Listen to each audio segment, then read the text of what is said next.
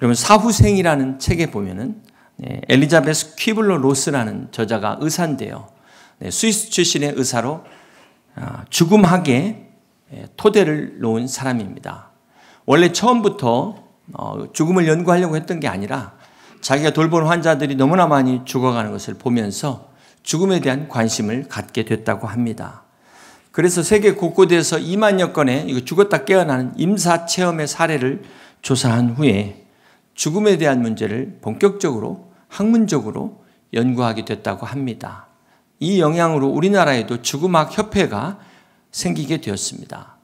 그런데 특징은 이 종교학자들에서 이 연구된 것이 아니라 의사들 사이에서 죽음학이 이렇게 연구로 시작이 되었다는 것에 우리가 주목할 필요가 있습니다. 이 책에 보면은 사람의 영혼은 절대 죽지 않는다라고 이야기합니다.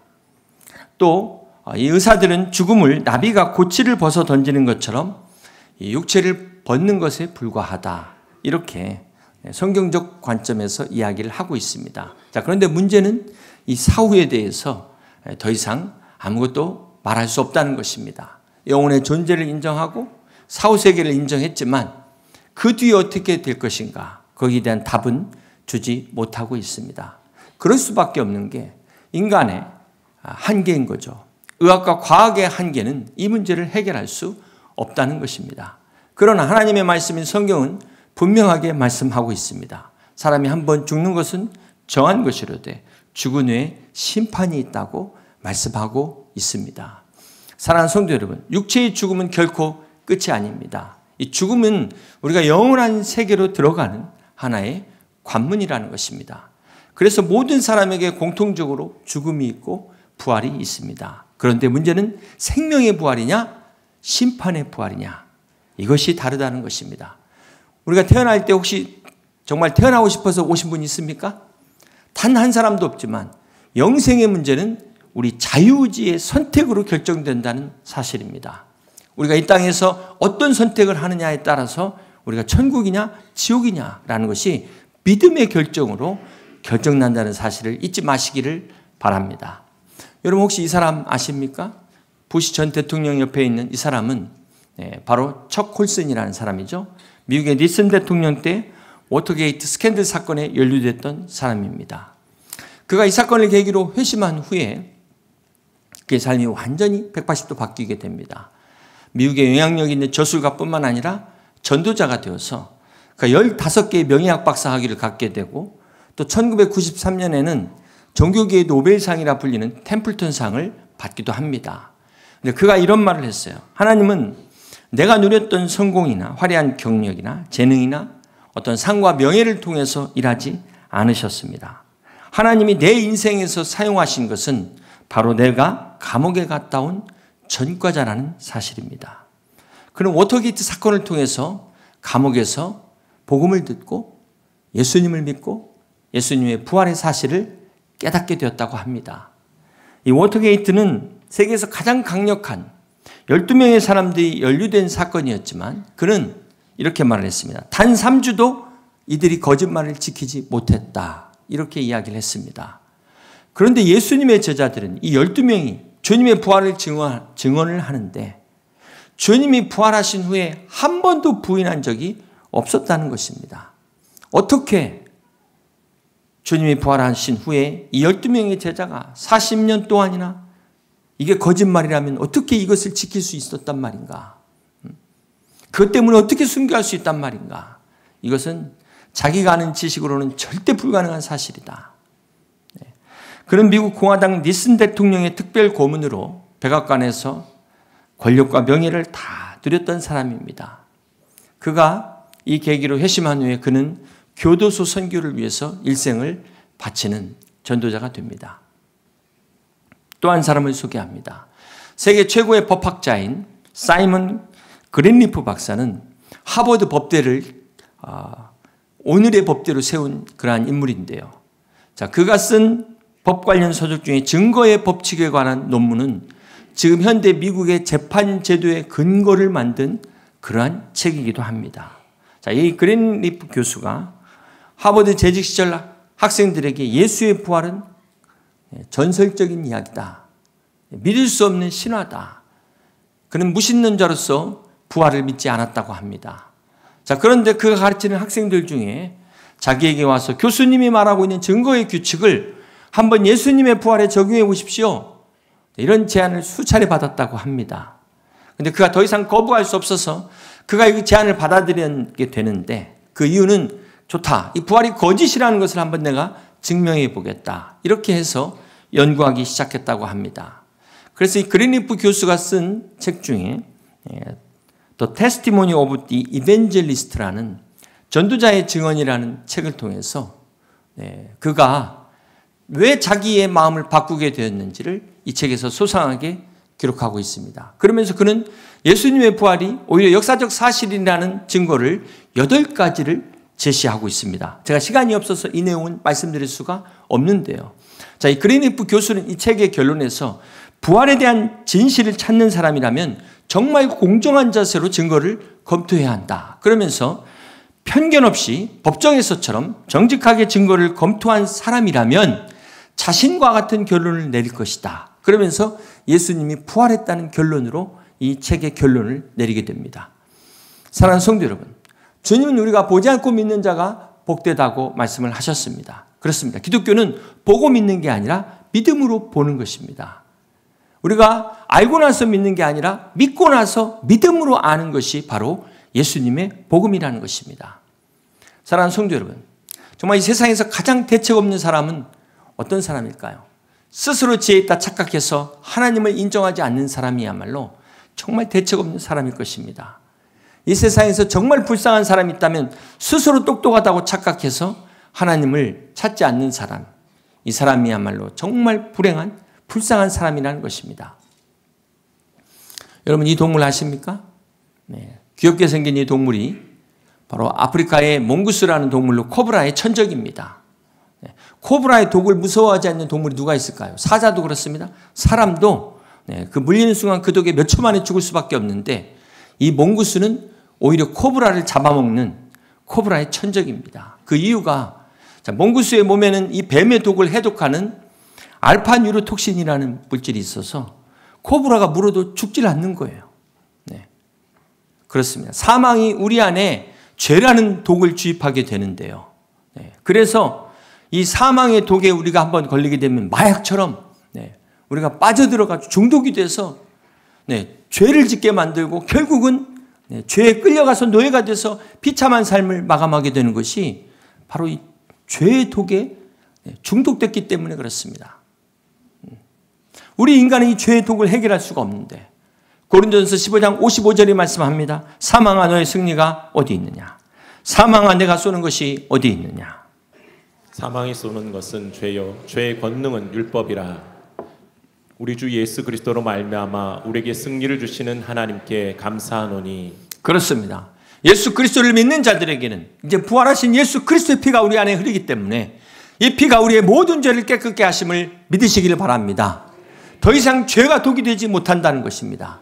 이것이 부활의 믿음을 믿는 자들에게 주신 은혜요 축복인 것입니다. 오늘 여러분에게 이러한 부활의 능력이 함께 하시기를 주님의 이름으로 축복합니다. 사랑하는 성도 여러분, 구약의 여러 사건들이 예수 그리스도의 그림자다, 그리스도를 예표하는 사건이다 라고 말씀을 드렸습니다. 오늘 출애굽기의 본문도 마찬가지로 주님의 부활을 예표하고 있습니다. 우리 출애굽기 13장 12절을 같이 한번 보시겠습니다. 너는 태에서 처음 난 모든 것과 내게 있는 가축의 태에서 처음 난 것을 다 구별하여 여호와께 돌리라. 수컷은 여호와의 것이니라. 나귀의 첫 새끼는 다 어린 양으로 대속할 것이요. 자, 여기 하나님께서 이스라엘의 초태생을 살려주신 것은 바로 대속의 은혜라는 것이죠. 그렇습니다. 구원은 대속의 은혜입니다. 사랑에는 대가가 따르잖아요. 사랑에는 책임이 따르잖아요. 마찬가지로 구원도 이런 대가와 희생이 있어야 가능한 것이 구원이라는 것입니다. 사랑하는 성도 여러분, 우리를 구원하시기 위하여 예수님께서 바로 이 대속의 은혜를 베풀어 주셨어요. 하나님의 아들 독생자의 대속의 은혜가 우리에게 구원의 은혜를 주신 것입니다. 또 구별된다는 것은 무엇을 말하는 것입니까? 자, 이것은 소속이 바뀌는 것을 말하는 것입니다. 세상에 속했던 존재가 이제 하나님 안에서 하나님께 속한 존재로 바뀌었다는 것입니다. 사랑하는 성도 여러분, 하나님께서 대속의 은혜로 우리를 구별하셨어요. 하나님의 자녀로, 하나님의 나라로 구별하셨다는 것입니다. 이것이 바로 거룩입니다. 이것이 바로 거룩의 은혜입니다. 오늘 우리에게 주신 예수 그리스도 안에서의 대속의 은혜와 구원의 은혜와 거룩한 은혜가 다시 한번 여러분 가운데 충만하시기를 주님의 이름으로 축복합니다. 출애굽기 13장 17절의 말씀을 보시면 바로가 백성을 보낸 후에 블레셋 사람의 땅의 길은 가까울지라도 하나님이 그들을 그 길로 인도하지 아니하셨으니 이는 하나님이 말씀하시기를 이 백성이 전쟁을 하게 되면 마음을 돌이켜 애굽으로 돌아갈까 하셨습니다. 그러므로 하나님이 홍해와 광야길로 돌려 백성을 인도하시매. 자, 여기서 나오는 은혜는 돌아가게 하는 우애의 은혜입니다. 자, 지금 출애굽하자마자 이스라엘 백성들이 전쟁을 하게 되면은 그러면은 후회하게 될 것을 하나님이 아시고 남쪽으로 후회해서 돌아가게 했다는 것입니다. 자, 여기서 우리가 알아야 될 것, 하나님이 우리를 때로는 돌아가기도 하신다. 하나님이 무능해서가 아니라 이것은 오늘 우리 때문에 우리로 하여금 준비할 수 있는 시간을 주시기 위해서 때로는 우리 인생을 돌아가게 합니다. 그렇습니다. 사랑하는 성도 여러분, 광야 같은 인생길에서는 지름길이 최선이 아니에요. 때로는 돌아갈 때도 있다는 것을 아셔야 되는 겁니다.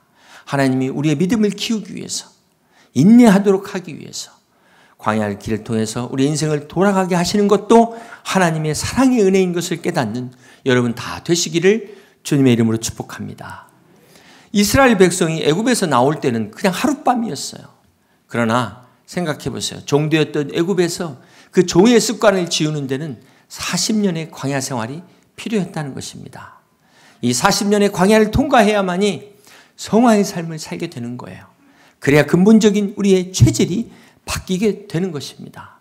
자, 여기서 중요한 것은 어떤 상황이든 하나님은 우리에게 감당할 수 있는 길로 인도하신다는 것입니다. 때로 내 인생이 남과 비교해 볼 때 돌아가는 것 같지만 그것이 하나님이 보실 때 나에게 가장 좋은 길이기 때문에 하나님이 허락하셨다는 거예요. 비교하지 마시고 불평하지 마시고 하나님은 오늘도 나한테 가장 좋은 길, 이 길이 바로 가장 최선의 길, 최고의 길임을 믿으시기를 주님의 이름으로 축복합니다. 출애굽기 13장 18절에 보면은 그러므로 하나님이 홍해의 광야 길로 돌려 백성을 인도하시매 이스라엘 자손이 애굽 땅에서 대열을 지어 나올 때 모세가 요셉의 요구를 가졌으니 이는 요셉이 이스라엘 자손으로 단단히 맹세하게 하여 이르기를 하나님이 반드시 너희를 찾아오시리니 너희는 내 유고를 여기서 가지고 나가라 하였음이더라. 이 말씀은 창세기 50장 25절에 보면 이스라엘 백성이 처음에 이 애굽에 들어올 때 요셉에 의해서 요셉이 총리가 됨으로 인해서 야곱의 가족들 70명이 다 들어오지 않습니까? 이때 요셉이 이제 마지막 유언하면서 임종을 앞두고 가나안 땅에 들어갈 때 그때 내 유골도 가지고 가라. 이 약속이 지금 400년 후에 이루어지고 있는 이 말씀입니다. 오늘 이 말씀이 우리에게 주는 교훈이 뭘까요? 여러분 400년 후에 우리가 어떻게 될까요? 여기 400년 후에 아무도 계실 분이 없을 겁니다. 묘지도 못 찾을지도 몰라요. 아니 400년 전에 우리 조상 어디에 지금 혹시 묘라도 있습니까? 이 말씀이 우리에게 주는 은혜가 뭘까요? 구원의 은혜를 받은 자들은 이렇게 말씀이 이루어지는 것을 목격하게 된다는 것입니다. 오늘 여러분이 그리스도 안에 있을 때 오늘 우리에게 주신 말씀이 우리 당대에 이루어지지 않으면 400년 후라도 우리의 자손의 자손이 하나님 말씀의 축복을 반드시 보게 된다는 사실을 믿으시기를 바랍니다. 이것이 믿음의 자녀들에게 주시는 축복이에요. 우리 출애굽기 13장 21절을 계속해서 봅니다. 여호와께서 그들 앞에서 가시며 낮에는 구름 기둥으로 그들의 길을 인도하시고 밤에는 불 기둥을 그들에게 비추사 낮이나 밤이나 진행하게 하시니 낮에는 구름 기둥 밤에는 불 기둥이 백성 앞에서 떠나지 아니하니라. 여기 보면 구름 기둥과 불 기둥의 은혜는 무엇을 말할까요? 바로 임마누엘의 은혜입니다. 하나님이 임재하시는, 하나님이 우리와 동행하시는 은혜를 말씀하고 있습니다. 이 은혜가 바로 그리스도 예수 안에서 우리가 누리는 그 은혜를 말씀하고 있어요. 낮에는 구름 기둥으로 밤에는 불 기둥으로. 무슨 말입니까? 하나님은 졸지도 않으시고 주무시지도 않는다는 것입니다. 하나님이 우리를 그렇게 인도하시고 보호하시는 살아계신 하나님이신 것을 믿으시길 바랍니다. 오늘 우리 삶에서 이 구름 기둥과 불 기둥은 무엇을 말할까요? 바로 하나님의 성령과 말씀의 인도함, 밤낮 없이 주야로 우리 가운데 함께 하시는 성령의 인도하심, 말씀 가운데 인도하시는 하나님의 인도와 보호하심을 말씀하고 있는 것입니다. 이렇게 이스라엘 백성들이 광야의 생활 속에서도 불과 구름 기둥의 인도를 받아 마침내 가나안 땅에 들어간 것처럼 오늘 하나님께서 우리 성도들의 광야 같은 삶 속에 동행하셔서 말씀과 성령으로 마침내 우리의 인생의 그 마지막 순간까지도 가나안에 인도할 때까지 하나님이 끝까지 책임지시는 전능하신 하나님이신 것을 믿으시기를 바랍니다. 출애굽기 14장 10절의 말씀에 보면 바로가 가까이 올 때 이스라엘 자손이 눈을 들어 본즉 애굽 사람들이 자기를 뒤에 이른지라. 이스라엘 자손이 심히 두려워하여 여호와께 부르짖고 그들이 또 모세에게 이르되 애굽에 매장지가 없어서 당신이 우리를 이끌어내어 이 광야에서 죽게 하느냐? 어찌하여 당신이 우리를 애굽에서 이끌어내어 우리에게 이같이 하느냐? 우리가 애굽에서 당신에게 이른 말이 이것이 아니냐? 이르기를 우리를 내버려 두라. 우리가 애굽 사람을 섬길 것이라 하지 아니하더냐? 애굽 사람을 섬기는 것이 광야에서 죽는 것보다 낫겠노라. 자, 지금 바로만 문제가 아니라 자, 이스라엘 백성도 여전히 지금 과거의 예전의 모습에서 변하지 않았다는 모습이 나타나고 있어요. 위기의 상황이 오니까 옛날의 모습이 과거의 습관이 드러나는 거예요. 오늘 우리도 마찬가지입니다. 우리가 지금 이렇게 잘 믿는 것처럼 보이지만 갑자기 우리 앞에 위기가 닥치면 본색이 드러난다는 거예요. 대표적으로 이 서기관과 바리새인들이 그런 사람 아닙니까? 신앙생활할 때 자기에게 조금만 손해가 되는 것 같으니까 본색이 드러나요. 그래서 우리가 종교인이 되면 안 되는 겁니다. 이 바로가 내 안에 이 이스라엘 백성의 모습이 바로 내 안의 모습이라는 거예요. 우리도 언제든지 위기 앞에서 하나님을 부인하고 예수님의 십자가를 부인하고 되돌아갈 수 있는 사람이다.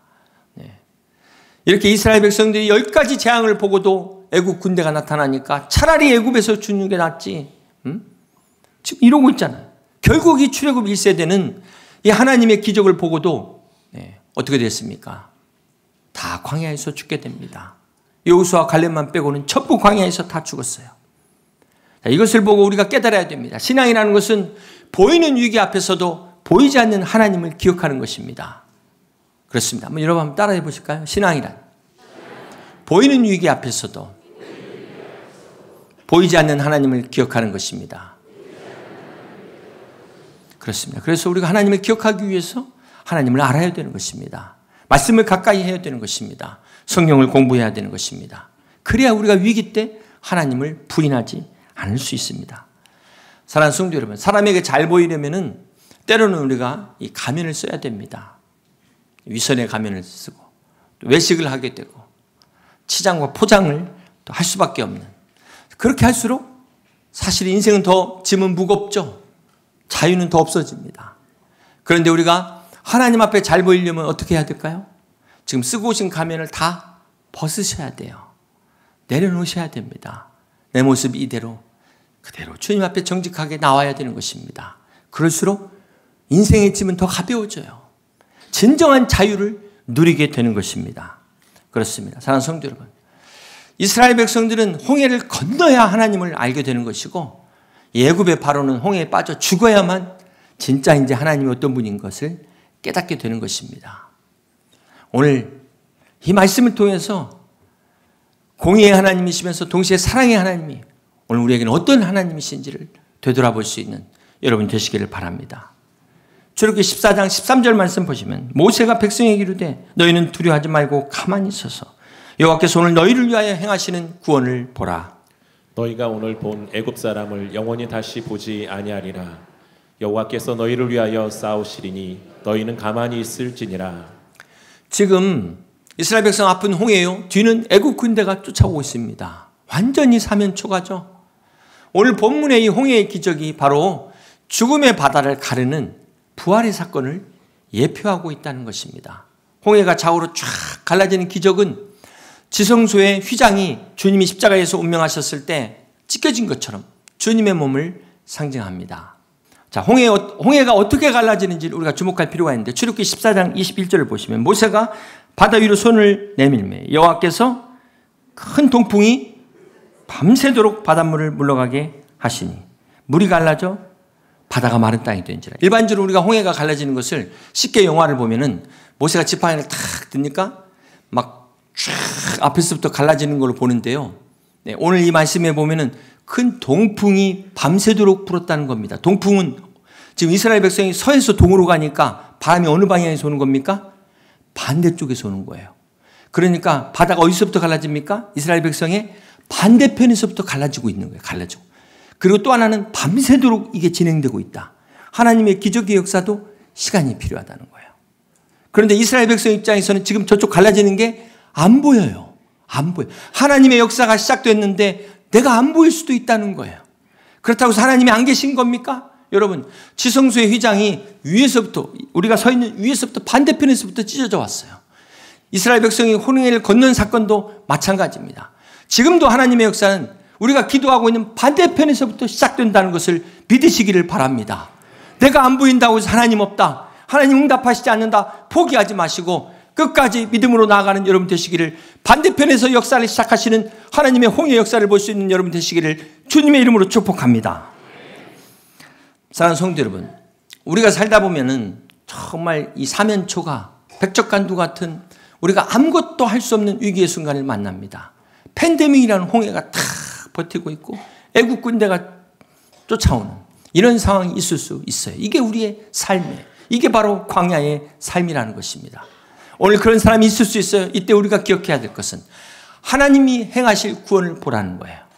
오늘 너희들이 본 애굽 사람을 영원히 다시 보지 아니하리니 하나님께서 너희를 위하여 싸우시리라. 오늘 우리를 위하여 싸우시는 그 주님을 바라보시고 이 말씀 붙들고 승리하시는 여러분 다 되시기를 주님의 이름으로 축복합니다. 사랑하는 성도 여러분, 홍해의 역사는 이스라엘 백성에게는 애굽의 노예에서로부터 완전한 해방을 의미합니다.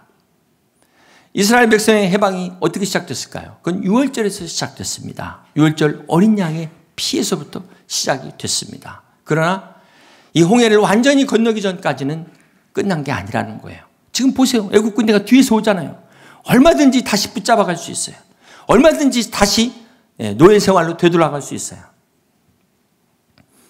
그렇기 때문에 이스라엘 백성의 진정한 해방과 구원은 어린 양의 죽음에서 시작되지만 애굽을 떠난다는 것으로 끝나는 것이 아니고 홍해를 건너야 되는 것입니다. 다시 돌아오지 않는 이 강을 건너야 되는 거예요. 그래야 진정한 구원, 완전한 구원을 얻게 되는 것입니다. 사랑하는 성도 여러분, 오늘 우리가 이 출애굽 과정에서 홍해가 주는 교훈이 뭘까요? 온전한 구원이라는 것은 이 죄로부터의 자유함이에요. 홍해는 죄와 옛것을 완전히 물속에 수장시키는 침례를 말합니다. 침례 사건을 말해요. 장사 지내는 것을 말하는 것입니다. 고린도전서 10장 1절을 보시면 형제들아 나는 너희가 알지 못하기를 원하지 아니하노니 우리 조상들이 다 구름 아래 있고 바다 가운데로 지나며 모세에게 속하여 다 구름과 바다에서 침례를 받고 모세에게 속하여 구름과 바다에서 침례를 받았다. 이게 지금 오늘 본문의 홍해 사건이 침례를 예표한다는 것입니다. 골로새서 2장 12절 말씀에 너희가 침례로 그리스도와 함께 장사되고 또 죽은 자들 가운데서 그를 일으키신 하나님의 역사를 믿음으로 말미암아 그 안에서 함께 일으키심을 받았노라. 할렐루야. 이스라엘 백성들이 홍해로 들어간 것은 주님과 함께 장사 지낸 것입니다. 주님과 함께 죽고 나온 것은 주님과 함께 사는 부활을 의미하고 있습니다. 사랑하는 성도 여러분, 우리 예수 그리스도께서 인류의 우리의 모든 죄를 지시고 십자가에 죽으신 지 3일 만에 부활의 첫 열매가 되신 것은 바로 오늘 우리도 그 부활의 다음 열매이기 때문에 그렇습니다. 우리의 부활을 위해서 주님께서 부활의 첫 열매가 되셨음을 믿으시길 바랍니다. 우리가 이 은혜를 어떻게 감사해야 될까요? 어찌 감사하지 않을 수 있겠습니까? 그러므로 부활의 주님과 함께 이 영원한 생명을 누리는 여러분 다 되시기를 주님의 이름으로 축복합니다.